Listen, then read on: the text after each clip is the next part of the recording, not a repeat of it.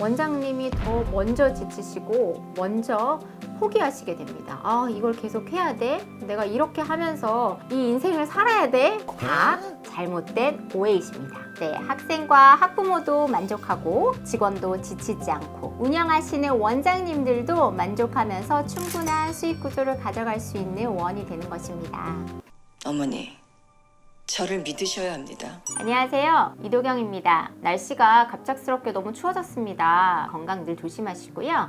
오늘은 좀 특별한 이야기를 한번 해보고자 합니다. 저희가 지난주에 창업 박람회에 참가를 했었습니다. 그런데 창업 박람회 오시는 분들이 정말 관리형에 대해서 아시는 분들이 꽤나 많으시더라고요. 그리고 아직까지 무인 스터디 카페만 아시고 관리형 모르시는 분들도 있고요. 관리형이라는 트렌드, 그 다음에 이 키워드를 저희가 한번 낱낱이 파헤쳐 보고자 합니다. 오늘의 주제는 관리형의 오해와 진실입니다. 관리형 스터디 카페 하면 사람들이 다 이렇게 생각하세요. 사람을 갈아 넣는 사업 아니에요? 이거 늘 사람이 상주하면서 인건비만 대폭 상승하고 운영비 많이 들어가고 그 다음에 학원 원장님처럼 교육업에 대해서 잘 알아야 되고 또 계획표도 짜주고 코칭도 하고 학생도 수업 해줘야 되는 거 아니에요? 라고 말씀하시는 분들이 상당히 많으셨어요. 다 잘못된 오해이십니다. 자, 어떤 부분은 맞는 부분이 있고 어떤 부분은 틀린 부분이 있는데 가장 큰 오해가 어떤 거냐면 많은 관리형들이 지금까지는 생각하시는 것처럼 그렇게 운영을 해왔어요. 왜냐면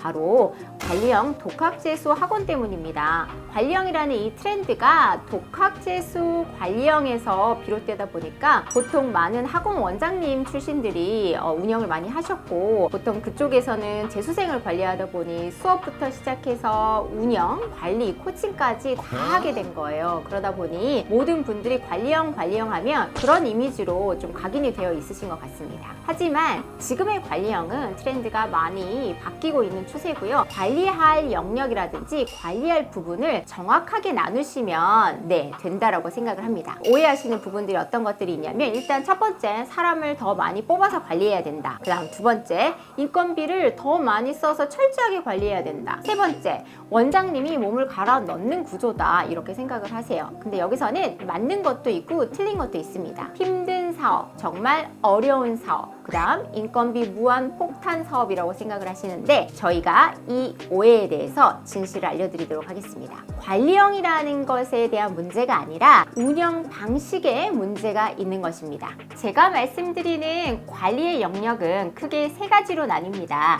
첫 번째, 수업 관리, 두 번째, 성적 관리, 세 번째, 학생들의 행동 관리, 루틴 관리, 태도 관리입니다. 저희가 여기서 바라보는 관리형이라는 거는 첫 번째, 두 번째가 아니라 세 번째입니다. 성적 관리라든지 수업 관리는 학원의 영역입니다. 그래서 관리형 학원이나 관리형 독학재수를 운영하시는 분들은 그 부분까지 다 케어를 해야 되는 게 맞습니다. 하지만 저희가 바라보는 관리형 독서실이나 관리형 스터디 카페는 첫 번째, 두 번째 요소가 아닌 세 번째 요소를 관리해줘야 된다는 겁니다. 그러면 이 3번의 관리 영역을 어떻게 해야 되느냐? 바로 사람을 무한으로 투자해서 관리해서 운영하는 게 아니라 바로 시스템으로 운영해야 된다는 겁니다. 시스템 중심 관리 구조입니다. 이게 가장 중요합니다. 원장님들이 생각하시기에 관리형이라고 하면 뭘 관리해줘야 되지? 막연하잖아요. 그럼 여기서 정립을 정확하게 해야 됩니다. 우리 관리형 독서실이나 관리형 스터디 카페는 어디까지 관리를 하고 어디까지 개입할지를 정확하게 구분하셔서 운영하셔야 됩니다. 그래서 저희가 말하는 관리는 이렇게 정해야 합니다.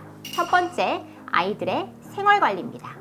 이 생활관리에 들어가는 부분은 어떤 거냐면 아이들의 출결 관리입니다. 출결 관리는 그냥 단순히 등원하고 하원하는 게 다 출결은 아닙니다. 어떤 것들이 있느냐? 등원, 하원, 외출, 지각, 결석, 복귀, 이 모든 일련의 과정들을 관리하는 것이 바로 생활관리 중에 첫 번째 출결관리, 즉 근태관리인 겁니다. 이런 관리를 철저하게 해줘야 아이들의 학습관이 변화되는 첫 번째 스텝이 되는 겁니다. 그 다음 두 번째는 어떤 거냐면 좌석관리입니다. 여기서 말하는 좌석관리는 좌석에 아이가 있느냐 없느냐만을 관리하는 것은 아니고요. 아이가 이 자리에서 몰입을 할 수 있게끔 관리해주는 겁니다. 그럼 어떻게 해야 될까요? 우선 공부를 하는데 방해되는 요소를 제거시켜줘야 됩니다. 가장 큰 방해가 뭐죠? 첫 번째, 바로 휴대폰입니다. 휴대폰을 아이들이 들어갈 때 다 놓아야 되는 곳에 다 놓고 들어가고요. 두 번째는 뭐냐면 그 원 안에서 아이들이 유해 차단 시스템을 접속할 수 없게끔 인터넷을 관리해줘야 됩니다. 그래서 그 좌석에서는 아이가 순수하게 오롯이 학습에 몰입을 할 수 있게끔 관리해 주는 것이 바로 좌석과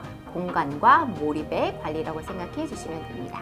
그럼 아이가 좌석에 앉아서 몰입을 할 수 있게끔 우리가 어떻게 도와줄 수 있을까요? 아이들은 공부를 좋아서 오는 게 아니기 때문에 아이들이 어떻게든 이 힘든 과정을 잘 극복하고 공부를 잘 할 수 있게끔 도와주는 겁니다. 아이들의 가장 큰 적은 뭐죠? 아까 휴대폰도 있었지만 또 어떤 것들이 있을까요? 네, 바로 졸음입니다. 아이들은 책상에 앉아서 책을 펴서 공부하려고 하면 어떻죠? 벌써 잠이 먼저 옵니다. 그렇기 때문에 이 졸음 관리, 수면 관리가 상당히 중요합니다. 그래서 아이가 정말 잠이 오거나 아니면 집중이 안 될 때 어떻게 하면 우리가 도와줄 수 있을지, 그리고 최대한 집중해서 공부할 수 있을지, 그 다음에 너무 피곤하다라고 하면 어떻게 해야 돼요? 네, 쉬게 해줘야 됩니다. 어떻게 해요? 수면 신청을 하고 아이가 조금 어느 정도는 피로를 풀고 다시 공부에 몰입할 수 있게끔 도와주는 겁니다. 이것이 바로 수면 관리와 졸음 관리에 해당됩니다. 이렇게 수면 관리, 졸음 관리뿐만 아니라 아이들이 정말 공부를 하기 위해서는 어떻게 하죠? 가만히 앉아서 집중하면 너무 좋지만 앉아서 공부 좀 잘 못하거나 학습관이 안 되는 아이들은 너무 많이 움직이고 싶어요. 왜요? 딱 공부하려고 하는데 막 물이 먹고 싶어.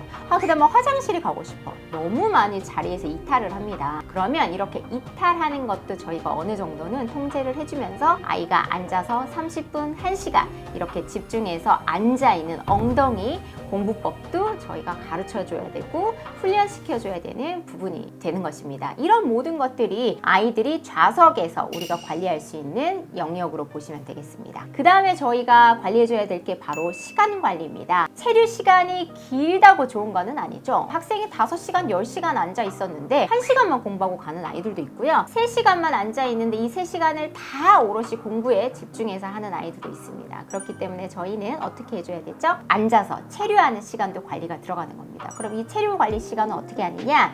저희가 아이들이 계획표를 짜고 그 계획표가 자기가 달성하고자 하는 시간에 다 끝내고 갈 수 있게끔 이러한 계획 관리, 그 다음에 순공 시간 관리, 그 다음에 진행률 대비 성취율 관리, 이런 것들을 해주는 것이 바로 체류 시간 관리라는 겁니다. 지금 말씀드린 이 관리만 해도 지금 어마어마하죠. 관리해야 할 영역들이 너무나 많습니다. 이런 출결, 좌석, 체류 시간 관리, 이 모든 것들을 데이터화해서 이 데이터를 통해서 아이들의 학습 패턴과 아이들의 학습 루틴이 붕괴되지 않게끔 서포트해주고 케어해주는 게 바로 관리형 독서실과 관리형 스터디 카페인 것입니다. 자, 그러면 지금까지 들어보셨을 때 관리형이라고 하면 제가 말씀드린 것 중에 수업하는 게 있었나요? 아니면 성적을 올리는 어떤 기술이 있었나요? 아무것도 없었습니다. 제가 말씀드리는 관리의 영역이 바로 이런 것들입니다. 아이들이 수업을 받고 성적에 대한 케어를 받는 거는 학원이라든지 과외 선생님 그리고 학교 선생님과 같이 이런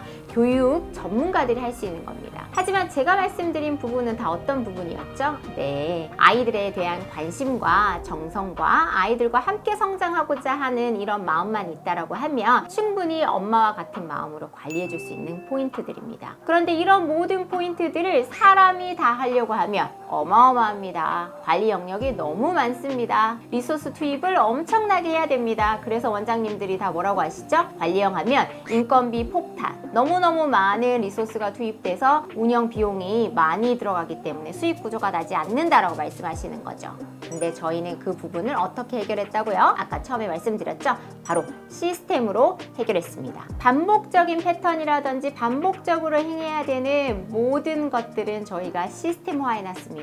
그래서 저희의 목표는 1인 매니저가 다수의 학생들을 관리하되 아이들의 이런 개별 관리들을 누수 없이 체계적으로 완벽하게 그리고 아주 도움이 될 수 있게끔 컨트롤해주는 시스템이라고 말씀드릴 수가 있습니다. 네, 그런데 시스템이 너무 좋다고 해서 시스템만으로 운영이 되는 것은 아니죠. 당연합니다. 이런 시스템이 아무리 좋아도 이걸 운영해주는 매니저라든지 원장님들이 아이들을 사랑하는 마음이 없다라고 하면 아무 효용이 없죠. 무가치한 겁니다. 그래서 저희가 바라보는 관리자는 어떻게 해야 되느냐, 이 좋은 툴을 가지고 아이들에게 적절한 때에 사람이 할 수 있는 것만으로 개입을 할 수 있어야 됩니다. 원장님과 매니저의 역할은 어떤 거냐? 아주 중요합니다. 첫 번째, 실시간 아이들을 케어해야 됩니다. 이런 좋은 시스템을 통해서 아이들이 잘 적응하고 공부할 수 있게끔 케어해 주시면 되고요.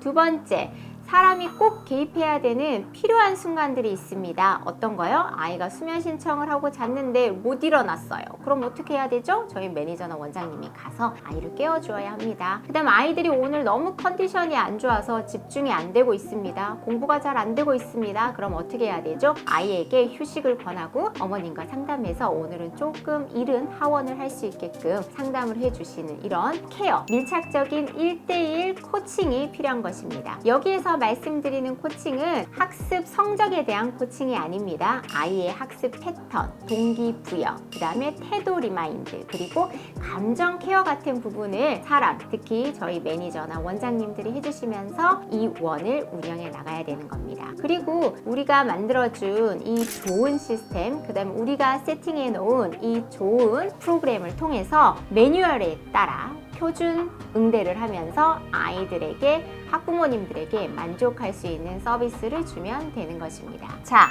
이렇게 운영하면 우리 원은 어떻게 될까요? 네, 학생과 학부모도 만족하고 직원도 지치지 않고 운영하시는 원장님들도 만족하면서 충분한 수익 구조를 가져갈 수 있는 원이 되는 것입니다.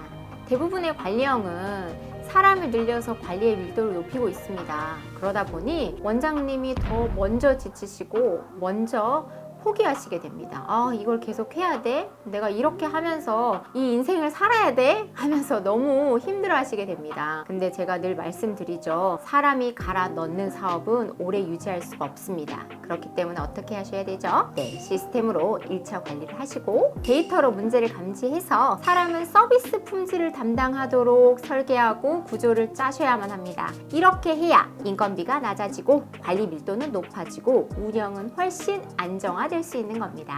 관리형은 노동 집약형 사업이 아닙니다.